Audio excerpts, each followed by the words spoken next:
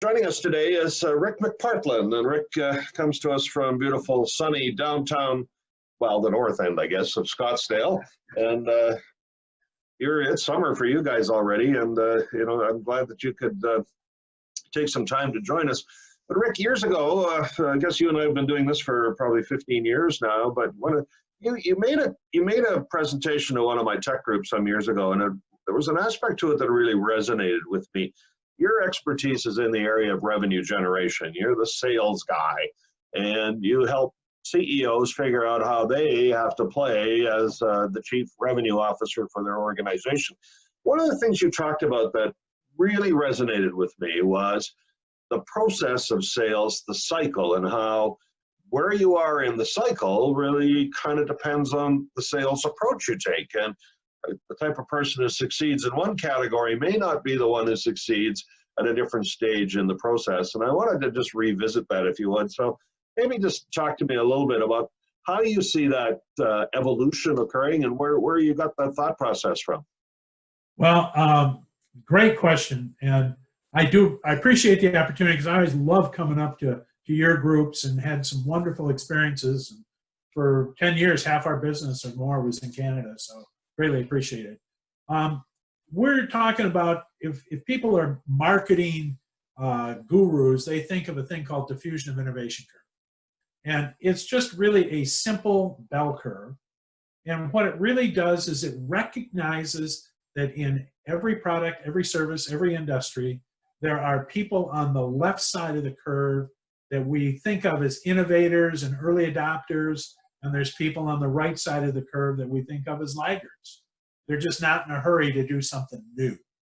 And so what revenue science has identified is, in addition to the fact those are true, that there's always innovators and there's always laggards, what drives it is the buyer's need for information that's in the seller's brain. And on the right side of the, let me show you what that kind of looks like. Because in the, there we go, we'll make it look even prettier. On the right side of that curve, where you see the word catalog down in that right-hand corner, today it's a catalog, or it's, you just go online and search for something. And as a buyer, I don't need any help. I don't want somebody pushing something on me that I may not need. I know everything I need to know to make a purchase. And so all I want from a seller is your product good enough? Prove to me it's good enough, and tell me what it costs, and I'll make a decision. On the left side of the curve, it's innovators and early adopters live over there in that first track. And those people are trying to solve a problem. They get up and say, I wish, I want to, I need to, I see an opportunity, but I don't know how to fix it or don't know how to capture it. So on the left side, as a seller, they want my brain.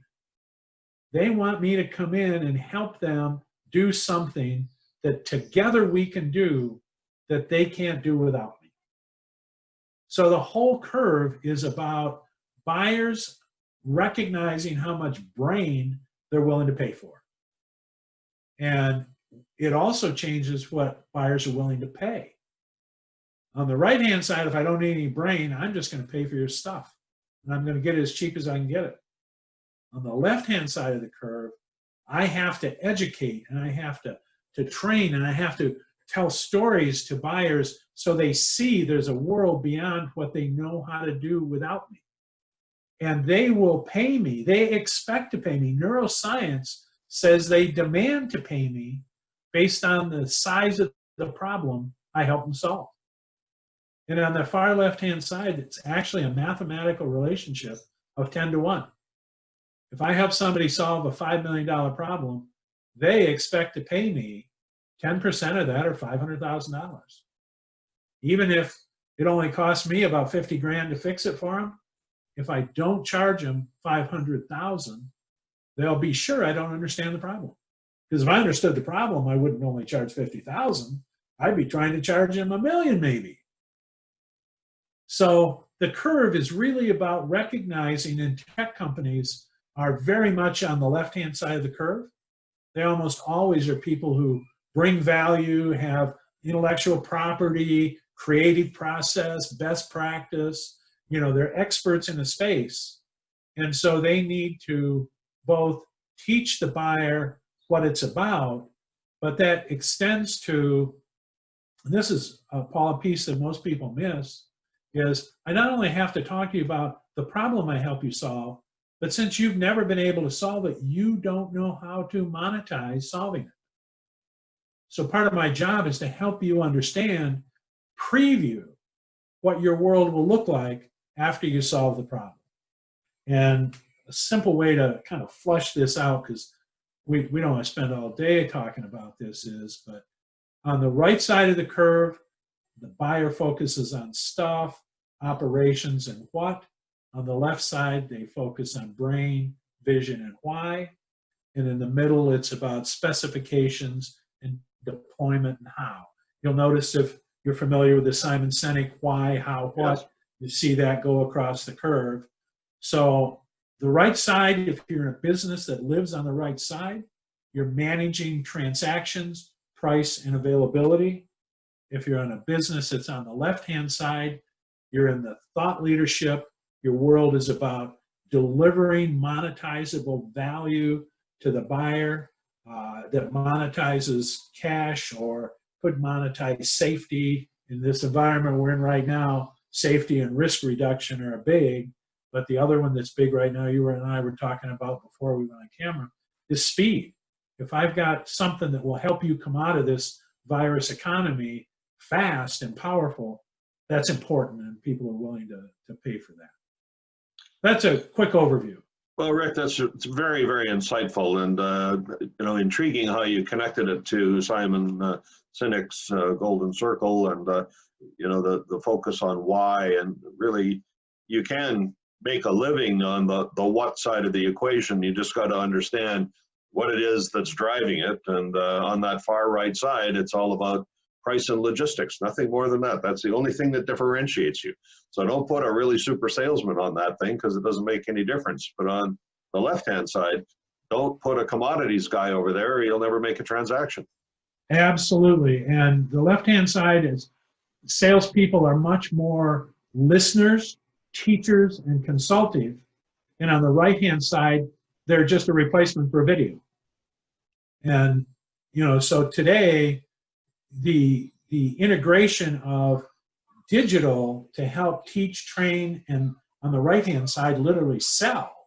There's this massive change. And the virus thing we're going through right now, in my opinion, has moved technologies 2 to 5 years ahead of where they'd have been without the virus. And so that we're now today, we're all comfortable with doing Zoom, just like you and I are right now. And I have so many of my friends that their last 2 or 3 doctor's appointments have been video doctor's appointments. And my daughter, when she takes her kids to the emergency room, she sits in her car until they text her to now come in a side door where you don't take the kids through the waiting room with all kinds of sick people and adding another one to it. The world's changed. And understanding that curve and recognizing what the buyer's frame of reference is, they want either brain or they want stuff, and how you organize your team, including selling and marketing team and delivery team, around that's critical today. Rick, we've run out of time. I could do this all day with you, so thanks very much for this. And your insights, wonderful. And I know that anybody who's going to watch this is in business is going to come away saying, I learned something, and it's going to help me sharpen my axe as I'm out in the field today. So thanks very much for taking the time. Thanks, Paul. Great to talk to you. Great to talk with you. Rick McPartland, the founder of the Revenue Game, and his pursuit of turning CEOs into chief revenue officers. Rick, thanks very much.